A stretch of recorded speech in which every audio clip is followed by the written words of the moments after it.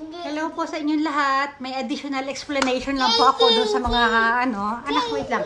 Doon sa mga magpapasa ng entries.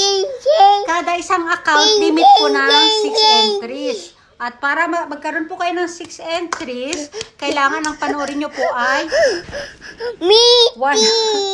more than 1 hour po. Basta pag nag 1 hour or lagpas na at dapat po ay papanoorin ninyo, gulo kasi ni Ken eh. Papanoorin po nyo ay live. Live po kasi yung yung sa task ni Meta, yung sa live po kasi ang inaano kong mga watch hour, kaya dito po yung aking pag-game na ito. Oh, yun po. Live po yung papanoorin ninyo ha. Pag more than 30 minutes, 3 entries.